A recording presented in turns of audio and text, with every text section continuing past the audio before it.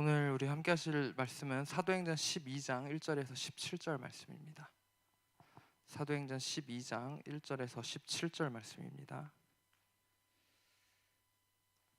한 절씩 교독하시고 우리 마지막 17절 말씀은 함께 한 목소리로 합독하시도록 하겠습니다.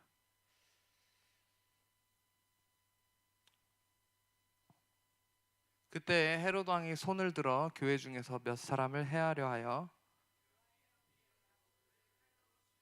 유대인들이 이 일을 기뻐하는 것을 보고 베드로도 잡으려 할새 때는 무교절 기간이라.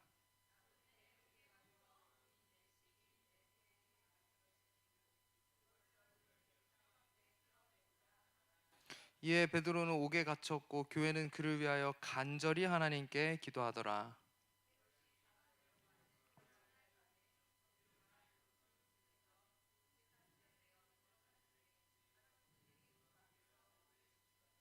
호련히 주의 사자가 나타나매 옥중에 광채가 빛나며 또 베드로의 옆구리를 쳐 깨워 이르되 급히 일어나라 하니 쇠사슬이 그 손에서 벗어지더라.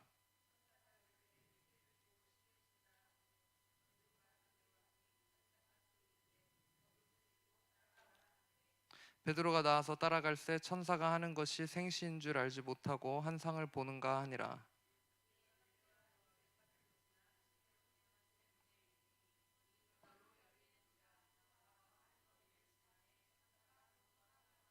이에 베드로가 정신이 들어 이르되 내가 이제야 참으로 주께서 그의 천사를 보내어 나를 헤롯의 손과 유대 백성의 모든 기대에서 벗어나게 하신 줄 알겠노라 하여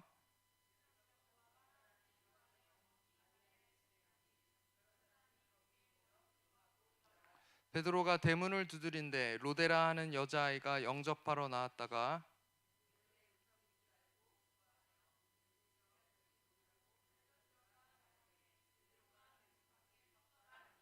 그들이 말하되 내가 미쳤다 하나 여자아이는 힘써 말하되 참말이라 하니 그들이 말하되 그러면 그의 천사라 하더라.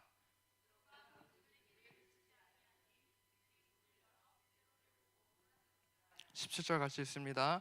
베드로가 그들에게 손짓하여 조용하게 하고 주께서 자기를 이끌어 옥에서 나오게 하던 일을 말하고 또 야고보와 형제들에게 이 말을 전하라 하고 떠나 다른 곳으로 가니라. 아멘. 오늘 본문은 사도행전에서 또 굉장히 유명한 이야기입니다. 바로 감옥에 갇히게 된 베드로와 그의 탈옥 이야기이죠.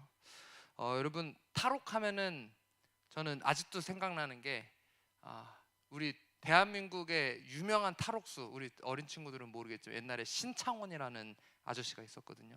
신창원의 아저씨가 감옥에서 교도소에서 탈옥을 해가지고 밖에 돌아다니는데 뉴스에서 얼마나 이게 대대적으로 막 보도가 됐냐면 이 아저씨가 입던 옷 이런 것도 되게 이슈가 됐고요. 심지어 뭐 어디서 머물고 있다 소문도 굉장히 많고 맨날 TV에도 흉악범이 탈옥했다고 굉장히 사회적으로 문제가 많이 됐어요. 그때 제가 좀 어린 나이였는데 초등학교 뭐 저학년인가 그랬던 것 같아요. 근데 제가 그게 기억이 납니다. 안 잡혔는데 신창원이 제가 저희 부모님한테 가서 신창원이 슈퍼에서 과자 사다가 잡혔다고 진짜냐고 무슨 과자 사다 잡혔는지 아냐고 제가 여쭤보니까 무슨 과자 사다 잡혔는데 그래서 제가 뻥이오 사다가 잡혔다고 그렇게 얘기했었던 기억이 있거든요. 그래서 탈옥하면은 늘 이 신창원의 이야기가 생각이 났는데 기상천외한 방법으로 그렇게 탈옥을 했었던 흉악범의 이야기죠. 근데 베드로는 어떻습니까? 베드로는 흉악범이 아니죠. 베드로는 억울하게 감옥에 갇히게 되었다라는 거예요. 그리고 그의 힘으로 탈옥을 하게 된 것이 아니라 하나님의 도움으로 탈옥을 하게 되었다라는 것이죠. 자, 오늘 본문 1절부터 차근차근 보겠습니다. 1절 말씀을 보면 그때에 헤롯 왕이 손을 들어 교회 중에서 몇 사람을 해하려 했다라고 이야기하고 있습니다. 여기서 이야기하고 있는 이 헤롯 왕은요, 헤롯 대왕이 아니고 그러니까 헤롯 대왕, 예수님 때에 이제 그 아기들을 다 죽이라고 막 했었던 그런 왕 있죠. 그런 왕이 아닙니다. 그건 헤롯 대왕이고, 바로 오늘 등장하는 헤롯 왕은 헤롯 아그리파 1세, 그러니까 헤롯 대왕의 손자예요. 성경에 헤롯이라는 왕이 여러 명 등장하는데 그게 같은 인물이 아닙니다. 다 다른 인물이에요. 헤롯 아그리파 2세, 우리가 요즘 오후 예배 때는 사도행전 뒷부분을 보고 있어서 거기는 헤롯 아그리파 2세가 또 등장을 하게 되고요. 우리 지난주에 봤었던 말씀이죠. 자, 그래서 이 헤롯이라는 집안은 어떤 한 사람의 이름이 아니라 가문의 이름인데 이 유대의 대단한 귀족 집안이라는 거예요. 근데 본래 헤롯 집안은요, 유대 혈통이 아니었어요. 원래 이방 가문이었는데 유대교로 개종한 고위 이방 가문입니다. 그런데 우리 정치적으로 입건을 아주 잘 다져놨기 때문에 이 헤롯 가문이 로마로부터 유대 통치권을 얻어내고 왕으로 앉을 수 있었다는 것이죠. 유대 왕이라는 것이 또 어떤 것을 의미하냐면 이때 당시 대제사장을 임명할 권한이 있었어요. 근데 원래 대제사장은 레위 자손의 후손 중에서도 거기다가 이제 아론의 후손, 코헨 자손이라고 일컬어지는 제사장 가문만 할 수 있었거든요. 근데 뭐 그 중에서 골랐는지 어쨌는지는 알 수가 없으나 자기한테 잘 보이는 사람, 뇌물 갖고 오는 사람. 그래서 심지어 성경을 읽다 보면 어떤 때는 대제사장이 한 명이 아니야. 막 뭐 2명 나오는 경우도 있고. 이런 게 왜 그러냐면 이 헤롯 왕이 유대 왕이 자기 마음대로 막 이렇게 지정을 하고 했었기 때문이에요. 자, 그런데 이 아무리 유대교로 개종한 가문이라 하더라도 이 헤롯 가문이 꽤 여러 해 동안 이스라엘을 다스리게 됐는데 원래 유대인에게는 이방인을 굉장히 차별하는 문화가 있었죠. 그렇기 때문에 유대인들이 헤롯 가문을 향한 불신과 불만이 늘 있어 왔다는 거예요. 오늘 등장하는 헤롯 아그리빠도 이런 정치적 이유 때문에 그리스도인들을 핍박하곤 했는데 이 2절 3절을 보게 되면 이렇게 이야기하죠. 2절, 요한의 형제 야고보를 칼로 죽였습니다. 그랬더니 3절에 뭐라고 이야기하고 있어요? 유대인들이 이 일을 어떻게 했다? 기뻐했다. 아니, 칼로 그리스도인들을 죽이니까 기뻐하네. 그리고는 무슨 생각을 하게 되냐면, 야, 이 베드로를 잡아야겠구나. 그러니까 정치인들은 민심을 얻기 위해 뭐든 하는 사람이에요. 사도들을 핍박하고 심지어 죽이니까 여론이 좋아지구나 라는 생각을 하게 됩니다. 그리고는 야고보 다음으로 바로 예루살렘 교회의 수장격인 베드로를 잡아들였다는 것이죠. 왜 우리 선거철만 되면은 시장에 막 국회의원들 다니는데 평상시에는 어디 있고 꼭 왜 선거철에만 다닐까요? 민심을 얻기 위해서 내가 그래 조금이라도 좋은 모습을 좀 보여주기 위해서, 친절한 모습을 조금이라도 보여주기 위해서 정치인들이 뭐든 다 하잖아요. 그때 되면 교회에도 막 큰 교회도 정치꾼들이 막 인사하러 가고 평소에 가는 게 아니라 사람들의 민심을 얻기 위해. 그것처럼 헤롯 아그리빠가 민심을 얻기 위해 선택한 행동이 뭐다? 그리스도인들을 잡아 죽이는 것, 사도를 잡아 핍박하고 심지어 죽이는 결정을 했다라는 것이죠. 사람들의 인기를 얻기 위해, 민심을 얻기 위해. 그래서 베드로를 잡아가지고 감옥에 가뒀습니다. 자, 4절에 보게 되면은 감옥에 가뒀는데 군인 내식인 네페에 맡겨서 지키겠다라고 이야기하고 있어요. 우리 내식 네페면은 총 몇 명이에요? 16명. 4 곱하기 4죠. 한 사람을 지키는데 16명이나 동원을 하네. 물론 이게 교대 근무기는 하지만 뭐 2인 1조를 할 수도 있잖아요. 3인 1조를 할 수도 있고 3교대를 할 수도 있는데 굳이 4명이라는 사람을 동원해서 14명을 만들어서 이 교대로 지키게 했다라는 겁니다. 한 사람 지키는 것 치고는 꽤 많은 인력 아닌가요? 여기에는 바로 그런 이유가 있습니다. 사도행전 앞부분을 보게 되면요, 이 베드로하고 요한이 성전 미문에 앉아 있었던 앉은뱅이를 치유해 주죠. 그리고는 제사장하고 사두개파 사람들이 베드로를 감옥에 가두게 됩니다. 근데 그때 역시도 하나님의 일하심으로 인해서 이 베드로를 감옥에서 풀어줄 수밖에 없었던 그런 상황이 발생하게 됐다는 거예요. 그래서 이번에는 기필코 베드로를 죽이겠다라는 일념으로 이 많은 간수를 투입시켰다라는 것이죠. 그래서 이거 내가 절대로 내주지 않겠다. 또 그리스도인들이 막 몰려와가지고 어떻게 하면 어떡하냐 이런 생각에 어떤 이런 군대를 어떻게 보면 동원했다라는 것이죠. 많은 간수를 동원해서 이 베드로를 기필코 죽이겠다라는 집념을 보여줬다라는 것이죠. 근데 여러분, 하나님이 하시고자 하는 일은 사람이 아무리 기를 쓰고 애를 써도 절대 막을 수 없습니다. 아멘. 지금 이 하나님이 하시고자 하는 일은 뭡니까? 베드로를 빼내는 거죠. 베드로를 죽이는 게 아니에요. 근데 베드로를 죽이기 위해 한 나라의 왕이 16명을 막 투입하고 별의 별짓을 해도 하나님이 막으시면 막는 거예요. 하나님이 하나님의 일을 하시면 하는 거예요. 자, 그래서 베드로가 감옥에 갇히게 됐습니다. 자, 그리고 어떤 일이 일어났습니까? 5절 말씀 한번 읽어주십시오. 5절 시작.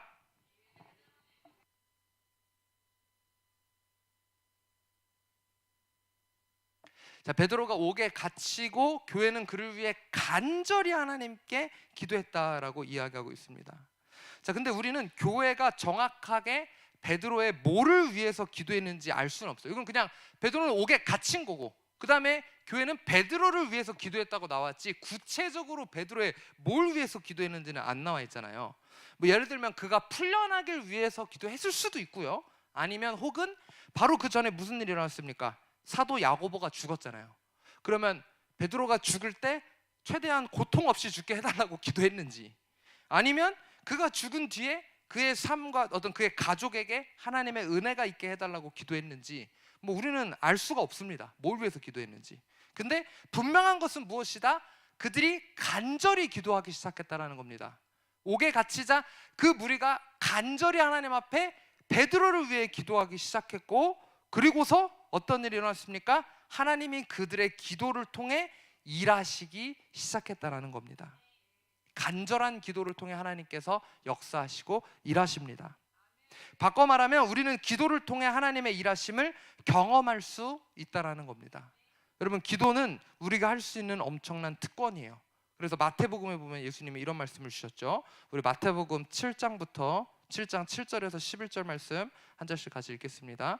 구하라 그리하면 너에게 주실 것이요, 찾으라 그리하면 찾아낼 것이요, 문을 두드리라 그리하면 너에게 열릴 것이니.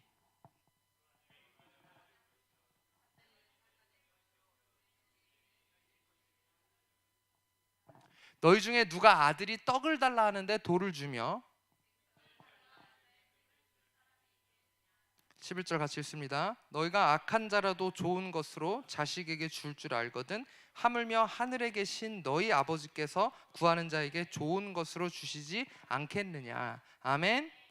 여러분, 주님 앞에 구하십시오, 찾으십시오, 두드리십시오. 두드리지 않고 어떻게 그 문이 열리겠습니까? 두드리지 않고 문 앞에 서가지고 가만히 서 있으면 어떻게 그 문이 열리겠습니까? 놀라운 것은 뭡니까? 8절에 구하는 이마다 받게 된다라고 이야기하고 있습니다. 찾는 자마다 찾아내며 두드리는 이에게 열릴 거라고 이야기하고 있습니다. 여러분, 내 손 안에 든 게 마스터키인데, 마스터키, 어떤 문이든 열 수 있는 열쇠인데, 그 열쇠를 가지고서 엉뚱한 열쇠들을 찾아다니고 열쇠 없이 내 호주머니에 있는 마스터키를 사용하지 않고 그 문을 부수려고 하고 열려고 하고 있는 어떤 그런 미련한 모습을 갖고 있는 우리에게 주님이 말씀하시는 거예요. 그 기도가 바로 마스터키다. 아들이 떡을 달라는데 돌을 주고 생선을 달라는데 뱀을 줄 부모는 없다라는 거예요. 악한 자도 이렇게 자식에게 하는데 우리 하나님 아버지께서는 우리에게 더 좋은 것으로 주신다라고 분명히 이야기하고 있습니다. 그러면서 예수님 또 이렇게 말씀하셨어요. 마가복음 11장 24절 말씀 한번 읽어주세요. 시작.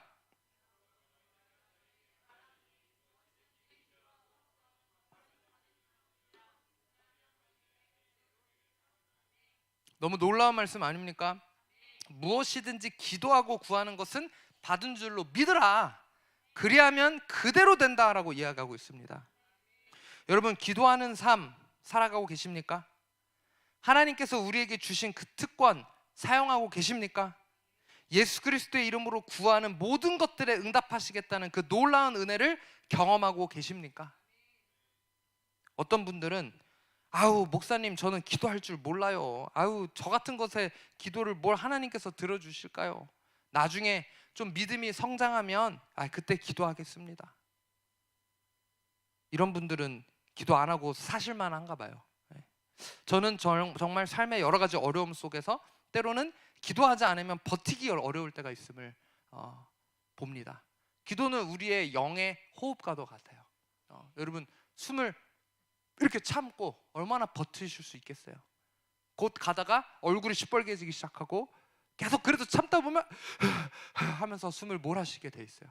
그런데 여러분, 우리 돌아가시기 직전에 어르신들 보게 되면 숨을 몰아서 쉬십니다. 갑자기 막 이렇게 몰아서 쉬세요. 산소 포화도가 떨어지죠. 호흡하기가 어려워져요. 몰아서 숨을 쉬는 것처럼 몰아서 기도하는 사람이 있어요. 일주일에 한 번 교회 가가지고, 일주일에 한두 번 교회 가가지고. 여러분, 그게 아니라 우리의 영적인 호흡, 계속해서 몰아서 호흡하는 게 아니라 평상시에 주님께 우리의 마음을 아뢰고 늘 기도하는 자리에 우리가 나아가며 기도하기에 힘써야 한다는 겁니다.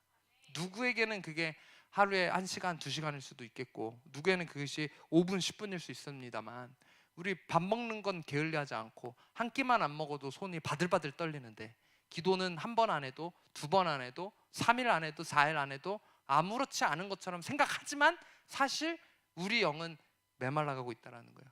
호흡을 몰아쉬게 돼 있다는 거예요. 여러분, 우리가 기도에 대해서 갖고 있는 착각이 무슨 대단한 믿음과 대단한 신앙이 있어야 기도가 응답되는 줄 압니다. 뭐 영적으로 매일 기도 5시간씩 하고 성경 몇 번씩 읽는 특별한 은사가 있는 사람들만 기도의 응답을 받는다라고 생각하시는 분들이 있습니다. 그러나 예수님께서는 우리에게 이렇게 말씀하셨죠. 마태복음 17장 20절 우리 한번 읽어주십시오. 시작.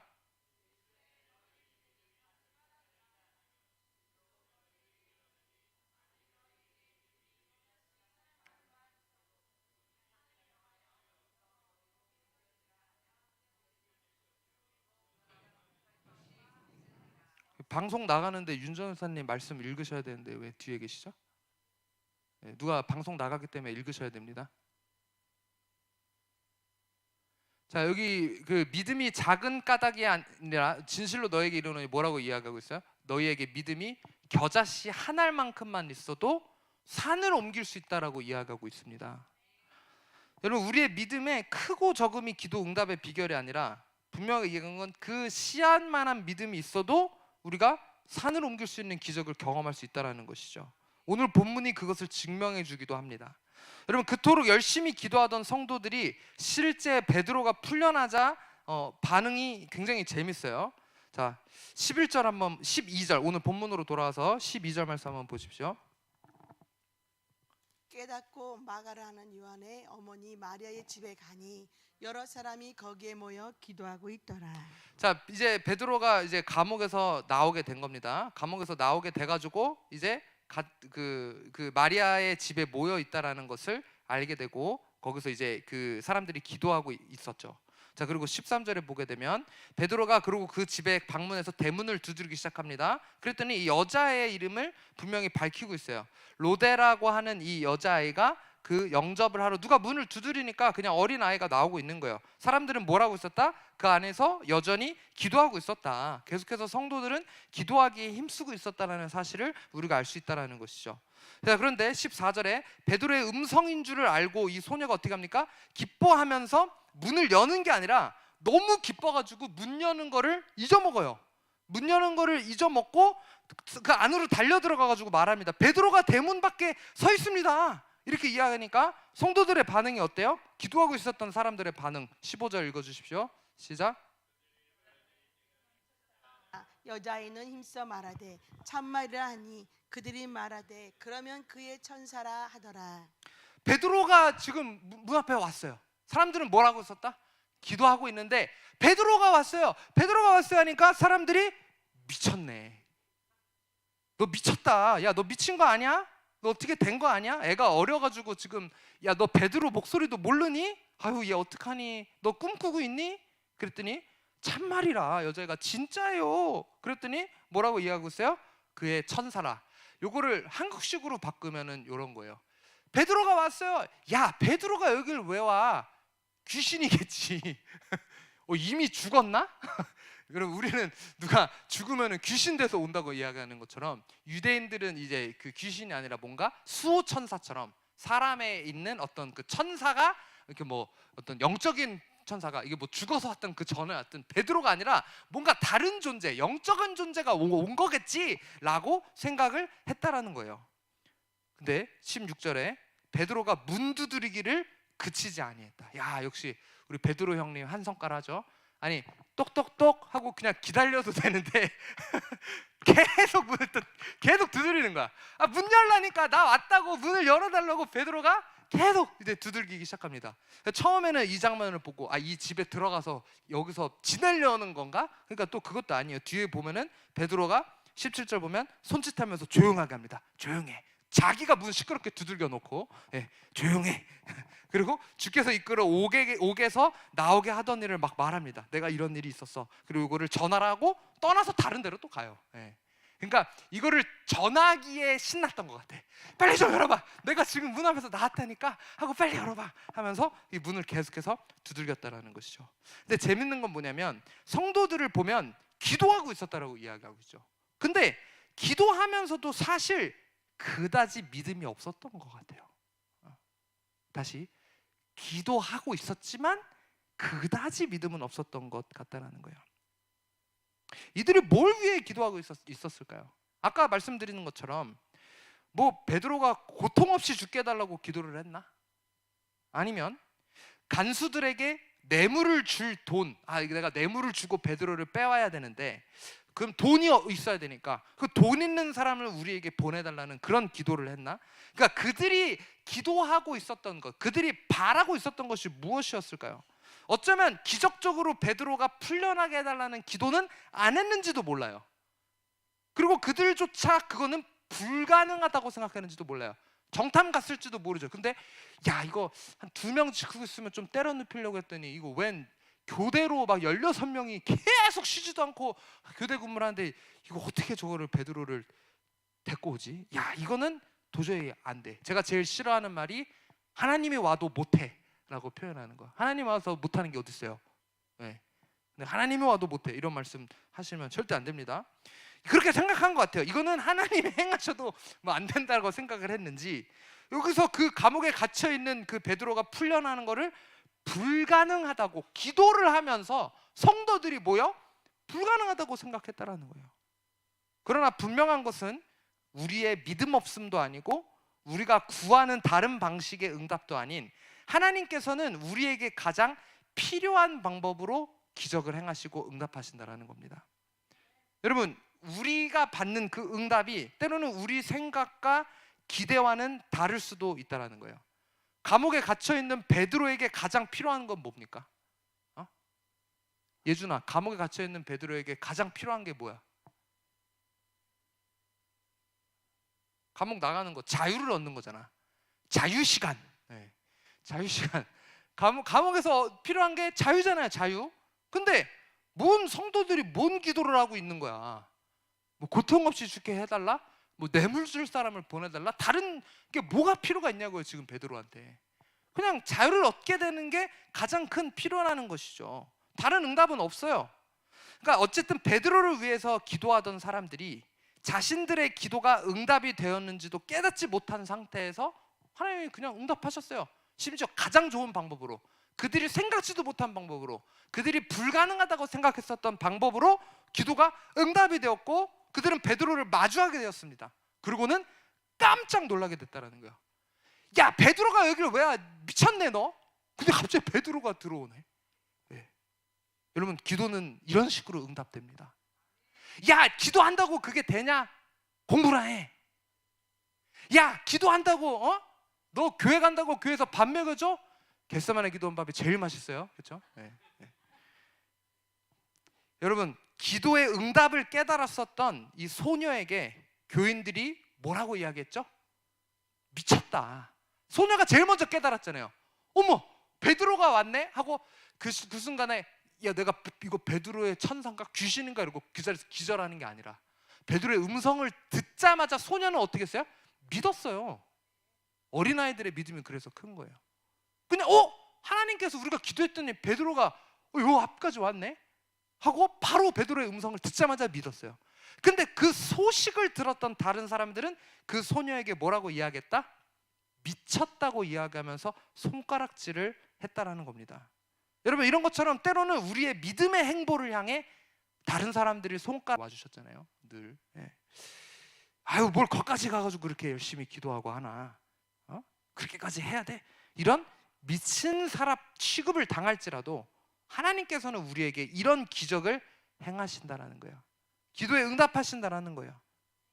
오늘도 살아 역사하시는 하나님께서 우리 삶에 분명히 일하신다라는 겁니다. 여러분, 유명한 영화 배우 중에 하정우라는 배우가 있어요. 아십니까? 우리 영상 준비됐나요? 하정우라는 배우가 알고 보니까 교회를 다니더라고요. 근데 한 이 예능 그 프로에 나와가지고 이경규 개그맨 이경규하고 대화하는 장면이 있는데 요거 잠깐 한번 영상 틀어주십시오.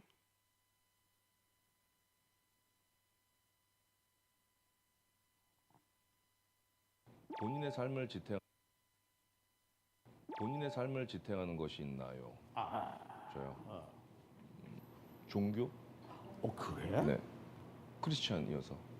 그러니까 저는 그 이야기가 그 말씀이 너무 좋은 게 기도할 수 있는데 무슨 걱정이냐라는 그런 말씀이 있어요.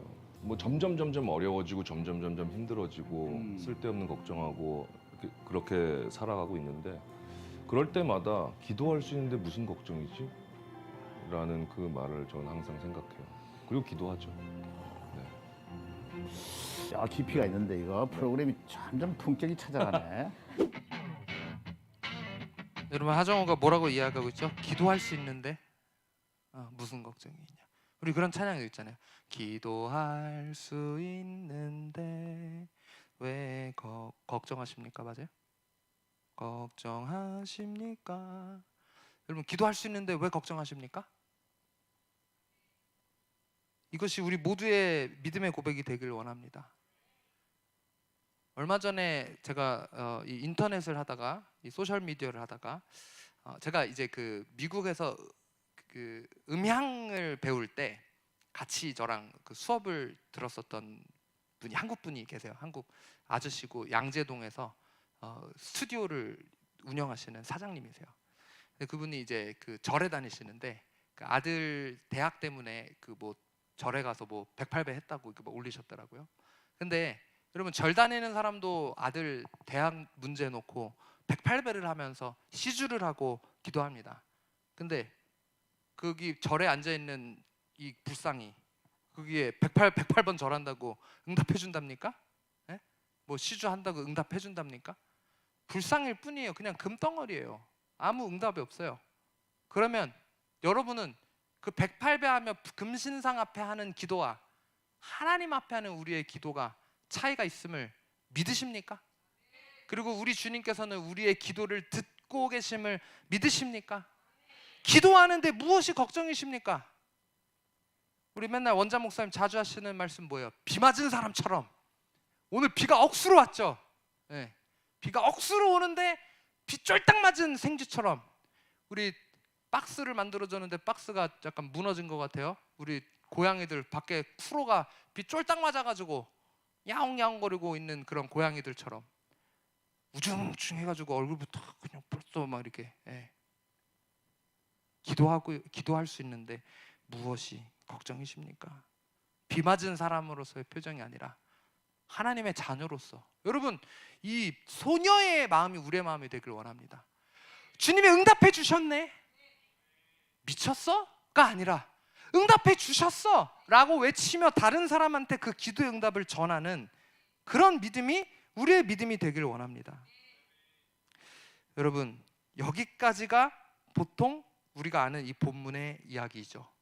그런데 제가 이 말씀을 준비하면서 최근에 이 말씀을 준비하면서 저에게 새롭게 와닿고 눈에 들어왔었던 부분이 있어요. 바로 베드로의 태도와 그의 믿음에 관한 것입니다. 여러분 베드로는 본래 어떤 사람이다? 굉장히 성격이 급한 사람이다. 그래서 아까 똑똑똑 하고 기다리고 있던 게 아니라 계속 문 열라고 그럴 정도의 급한 사람이라는 것이죠. 베드로는 생각보다 행동이 먼저인 사람이에요. 그래서 베드로의 성격을 엿볼 수 있는 스토리들이 성경에 많이 기록되어 있죠. 예수님이 유다의 배신으로 인해 붙잡혔을 때도 몰려온 군사들한테 베드로가 어떻게 했습니까? 칼을 겨눠가지고 귀를 잘라버리죠. 귀를 베어버려요. 그러고는 뒤에는 쫄아가지고 막 그 도망가는데 어쨌든 지르고 보는 이런 스타일, 행동을 하고 보는 스타일, 생각하고 행동하는 게 아니라 행동을 하고 생각하는 그런 스타일. 그리고 예수님 붙잡히고 나서도 가슴 한켠으로는 무섭지만 다른 제자들 다 도망가는데 그래도 베드로는 예수님 붙잡히시고 가는 곳 졸졸 쫓아가요. 그래도 행동을 하고 보잖아요. 몰래 쫓아가기라도 했던 인물. 그리고 쫓아갔더니 그 야이로의 집들에서 너 예수님 제자 아니야? 라고 의심받을 때도 고민을 하고 생각하는 게 아니라 바로 나 저 사람 모른다고 또 즉각 얘기할 정도로 뭔가 이런 항상 뭔가 즉각 성격 막 급한 이런 사람이라는 거. 매사에 베드로라는 사람은 가만히 있는 인물이 아니라는 거예요. 근데 그런 그가 감옥에 잡혀왔는데 어떻게 태평하게 잠들어 있을 수가 있는가? 이게 너무 이해가 안 가는 거예요. 이거 베드로가 아니라 다른 사람이라 그러면 이해가 가는데 내가 아는 현진이는 이런 사람인데 현진이를 봐서 현진이 내가 아는 그런 게 있는데 이거 현진이가 이렇게 아닌데? 라는 것처럼 내가 아는 베드로는 이럴 사람이 아닌데 베드로에 대해서 알고 있는데 베드로가 그렇게 했다고? 여러분 굉장히 저는 이걸 보면서 이상한 거예요. 여러분 7절을 한번 보세요. 오늘 본문 7절을 보게 되면 한번 여기 자 7절 읽어주십시오. 시작. 호련히 주의 사자가 나타내매 옥중에 광채가 빛나며 또 베드로의 옆구리를 쳐 깨워 이르되 급히 일어나라 하니 쇠사슬이 그 손에서 벗어지더라. 아니 얼마나 잠이 깊이 들어있으면 천사가 나타나가지고 빛이 광채가 막 빛나는데도 쳐 자고 있을 수가 있는가? 천사가 등장할 때 뭔가 화려함과 웅장함으로 나타나지 않겠어요? 그래서 보통 성경에서 천사를 만난 인물들의 묘사를 한번 생각해 보세요. 떠올려 보세요. 대부분의 다 반응이 두려워서 떱니다. 놀랍니다. 마리아도 만났을 때 그렇고 성경 여러 인물들 천사가 등장하는 장면 보세요. 천사에 대해 묘사하는 부분들을 보세요. 계시록에도 나와 있는 모습. 굉장히 막 어떤 이게 뭐 그냥 와 천사구나 이 정도의 그런 게 아니라는 거예요. 천사가 나타날 때 다른 사람들은 다 그런 반응인데 베드로 형님만 자고 있어. 천사 나타났을 때 이렇게 반응했었던 인물은 아마 역대 베드로밖에 없었을 것 같아요. 네. 아마 이 베드로를 만났었던 천사가 야 얘 진짜 뭐지? 아니 감옥에 나타나가지고 따라라 하면서 뭔가 여러분 상상해보세요. 영화처럼 천사가 감옥에 짜라라 하면서 딱 뭔가 효과음도 들렸을 것 같고 심지어 광채 빛이 막 쫙 비치는데 자고 있네. 천사 입장에서 얼마나 황당해요. 아마 천사가 헛기침 했을 거예요. 근데도 안 일어나네. 발로도 막 이렇게 좀 차고 야 근데도 안 일어나. 그래가지고 날개도 막 부스럭부스럭하고 야 그래도 자네. 결국 안 되니까 어떻게 했다? 세상 천지 고나게 자고 있는 베드로를 보면서 얼마나 황당했으면 옆구리를 쳐 깨웠다. 옆구리를 천사가 때려 후려 갈기면서 깨울 정도로 베드로가 그렇게 자고 있었다라는 거예요. 얼마나 황당했을까요? 베드로가 얼마나 깊이 잤으면은 천사가 감옥에서 베드로를 데리고 나오죠. 근데 9절에 보게 되면 뭐라고 이야기하고 있어요? 베드로가 나와서 따라가는데 천사가 하는 것이 생시인 줄 알지 못하고 환상을 보는가 하더라. 그러니까 베드로는 지금 이게 꿈인지 생시인지 천사가 옆구리까지 때렸는데도 아직 잠이 덜 깬 거야. 야 수면제를 먹었나? 어떻게 이렇게까지 잘 수가 있어요? 뭔가 이 장면을 상상하면 굉장히 시트콤 같은 뭔가 영화 같은 웃음이 나오는 그런 장면이에요. 그래서 저는 예전에 이 부분을 계속 읽을 때마다 사실 베드로가 정말 게을러 보이고 미련해 보이고 그랬어요. 야 세상 천지 이런 상황에서 어떻게 잠을 자지? 며칠 전에 무슨 일이 있었다? 자기와 가까운 다른 사도 야고보는 칼로 처형당했는데 지금 내일 가까운 사람이 얼마 전에 죽었어. 처형당했어. 자기도 똑같은 일을 당하려고 지금 붙잡혀 와 있어. 내일이면 이제 내가 죽어. 지금 그 일이 일어나기 일보 직전인데 잠을 어떻게 자냐고요. 졸다가 잠깐 깬 것도 아니고 어떻게 저렇게 깊이 잠을 자냐고요. 이 와중에 어떻게 잠을 자냐고요. 여러분 같으면 그렇게 잘 수 있어요? 하랑이 같으면 그렇게 잘 수 있어? 서윤이 같으면 그렇게 잘 수 있어? 하늘이 그렇게 잘 수 있어? 내일이면 내가 죽는데 이러고 막 누가 와도 모를 정도로 잘 수 있어? 내일 죽게 생겼는데 어떻게 그렇게 잠을 자냐고요. 여러분 제 인생에서 정말 이렇게 잠을 못 잘 만한 큰 일들이 저에게 몇 번 있었어요. 최근에도 있었어요. 잠을 자려고 누워서도 잠을 자야 돼. 내일 막 새벽 예배 해야 돼. 근데 누워서 계속 한숨만 나오고 막 이 생각 저 생각 들고 야 이거 진짜 어떻게 하지 이거 지금. 내가 지금 할 수 있는 게 뭐가 있지? 이 상황에서 내가 뭘 어떻게 해야 되지? 막 끊임없이 생각하고 뒤척이고 어떤 땐 진짜 막 뭐 눈물만 나오고 막 힘들어요. 근데 그 상황에서 같이 침대에 누워있는 저희 사모는 옆에서 저를 보고 같이 안타까워하죠. 안타까워하고 같이 기도도 하고 눈물도 같이 흐르고 막 걱정해요. 금방 얘기하고 있었거든요. 근데 갑자기 이런 아니 금방 같이 울었는데 이러고 있어가지고 보면 자고 있어. 아니, 방금까지 같이 막 기도하고 이랬는데 자길래 자? 이렇게 제가 물었어요. 그랬더니 아니야 잠깐 눈 감은 거래요. 눈 감아서 잠깐 생각한 거래요. 그 어떡하냐고 또 막 같이 얘기해요. 근데 또 금방 진짜 3초 있다가 1, 2, 3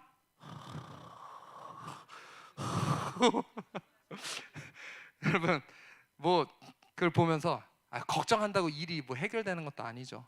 잠은 자야죠. 근데 진짜 막 나는 심란해가지고 잠이 안 오는데 옆에서 쿨쿨 자고 있는 사모를 보면서 그래 잘 살면 자야지 이래야 되는데 저도 약간 좀 짓궂은 구석이 있거든요. 그럼 또 깨워요. 네. 제가 막 깨워요.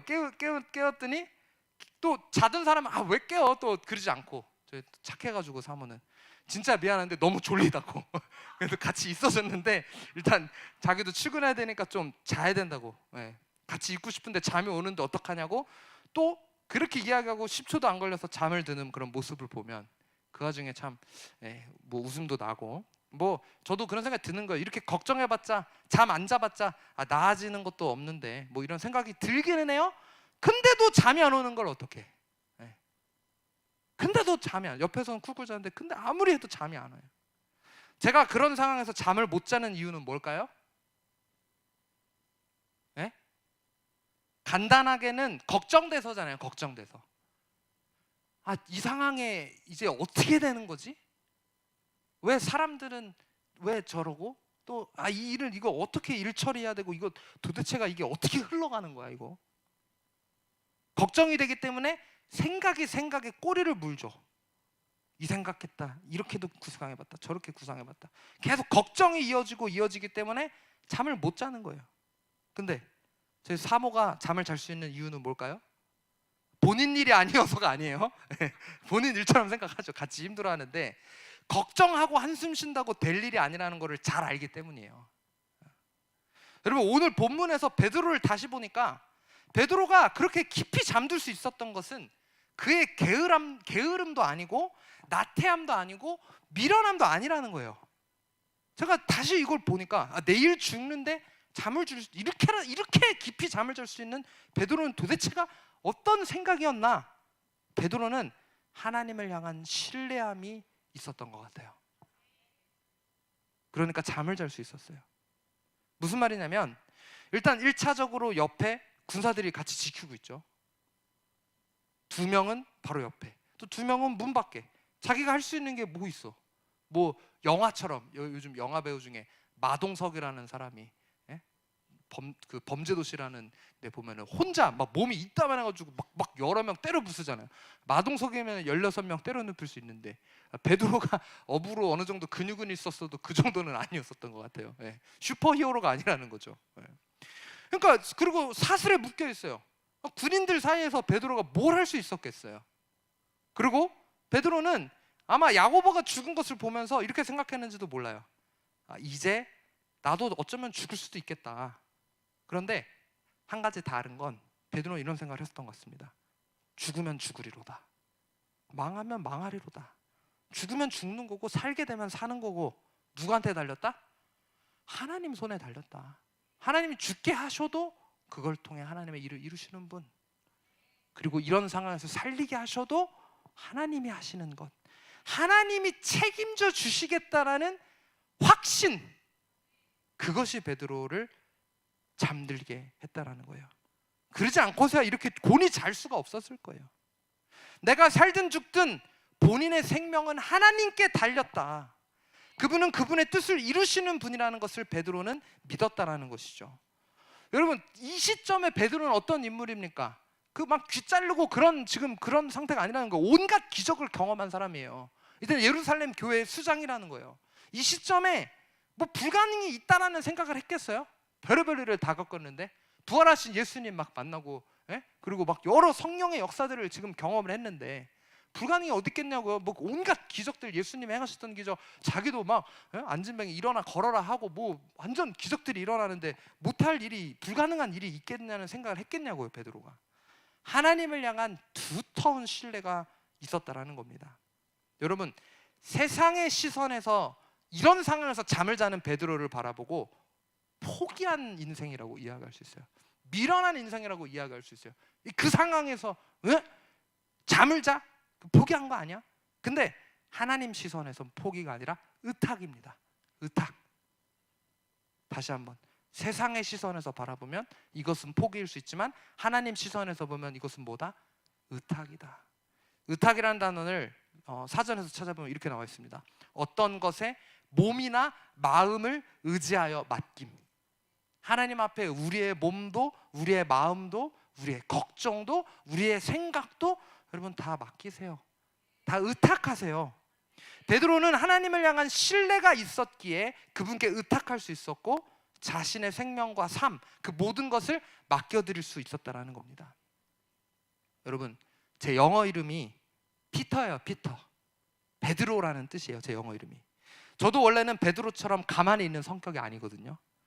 말이나 생각보다 저도 액션을 약간 먼저 취하는 스타일이에요. 근데 오늘 이 감옥 안에서 베드로를 보면서 느낀 게 있어요. 아, 이제는 내가 가만히 있어야 할 때구나. 내가 나선다고 어떻게든 해보려 한다고 되는 일이 아니구나. 하나님을 신뢰함으로 하나님께 모든 것을 의탁하고 하나님을 바라보는 것, 그분 앞에 잠잠히 그분의 일하심을 기다리는 것, 그게 지금 내가 해야 할 일이구나. 여러분, 요셉 역시 감옥에서 쇠사슬에 매인 채 하나님을 신뢰함으로 기다렸어요. 억울하게 갇혔죠. 하지도 않은 일로 했다고 누명을 쓰고서는 정말 충성되게 일했지만 감옥에 갇혀버렸어요. 근데 거기서 애굽 왕의 술 맡은 관원장의 꿈을 해석해 주면서 자기를 잊지 말라는 부탁을 하지만 잊어버려요. 그러고는 세월이 지나서 찾아왔지만 그런 상황에서도 요셉은 묵묵히 쇠사슬에 매인 채 하나님을 신뢰함으로 기다렸다라는 겁니다. 저도 최근에 제 삶에 여러 가지 일들이 벌어지고 있어요. 그런데 제가 나서서 무언가 일을 해결하려고 액션을 막 취하려고 하니까 하나님께서는 그걸 다 막으시더라고요. 그러고는 마치 내가 감옥에 갇힌 것처럼, 쇠사슬에 매인 것처럼 저를 그냥 가만히 있게 하시더라고요. 그 상황에서 저는 어떤 때 막 너무 답답한 거예요. 이게 그냥 빨리 어떻게든 해결됐으면 좋겠는데 액션을 어떻게 해야 될 것 같은데 걱정되니까 어떻게든 뭐 끝장을 봐야 되는 게 제 성격이니까. 근데 그런 저와 똑같은 불같은 성격이었던 베드로가 이렇게 곤히 자는 모습을 통해서 하나님 저에게 큰 깨달음을 주셨어요. 환영아, 네가 할 수 있는 건 없어. 내가 할 테니까 너는 그냥 나만 믿어줄래? 내가 어떻게 일하는지, 그 상황을 어떻게 해결하는지 그 자리에서 나를 믿고 지켜봐 줄래? 여러분, 하나님께서 어련히 해주시려고 하는데 내가 막 나서서 망치는 게 아니라, 어쩌면 그럴까봐, 내가 막 나서서 그 일을 망칠까봐 하나님이 어쩌면 쇠사슬 매서 가만히 있으라고 그냥 하는지도 몰라요. 이제 그분께서 일하실 차례입니다. 그분이 천사를 보내든 망하게 하든 그분이 개입하실 차례라는 거예요. 저는 그저 베드로가 했듯이 하나님께 의탁하기만 하면 된다는 거예요. 여러분도 마찬가지입니다. 당장 여러분이 어떻게 할 수 없는 고난과 어려움 가운데 계십니까? 여러분, 여러분이 뭐를 어떻게 해도 해결되지 않은 일 가운데, 하나님의 일하심이 정말 나타나지 않으면 안 되는 상황 가운데 있습니까? 근데 여러분이 기억하셔야 되는 게 있어요. 여러분이 할 수 있는 건 아무것도 없다라는 거예요. 내가 망하거나 흥하거나 그 일이 해결되거나 해결되지 않거나 혹은 죽거나 사는 것이나 그 모든 것이 하나님 손에 달렸다라는 겁니다. 그런데 동시에 하나님은 실수하지 아니하신다라는 것, 그리고 그분은 선하시다라는 것. 여러분, 이 시간 우리 삶에 있는 여러 문제를 하나님께 올려드리면서 잠잠히 그분의 일하심을 기다릴 때입니다. 여러분도 베드로처럼 주님께 모든 것을 의탁하며 온전히 맡겨드리지 않겠습니까? 여러분, 믿지 못해서 못 맡기는 게 아니라 완전히 맡겨보시지 않겠습니까?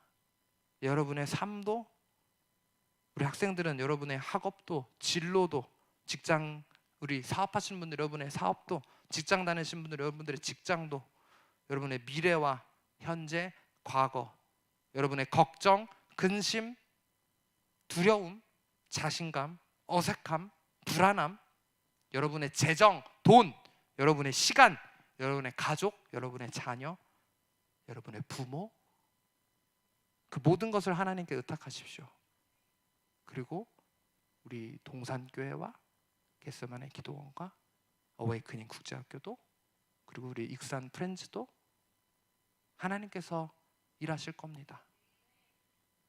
하나님이 가만히 있는 것처럼 보이지만 그분의 때에, 그분의 방법으로, 어쩌면 내가 불가능이라고 생각하는 것, 그 일이 일어날 수 있나? 이 일이 해결될 수 있나? 하나님께서 하신다면 일어납니다.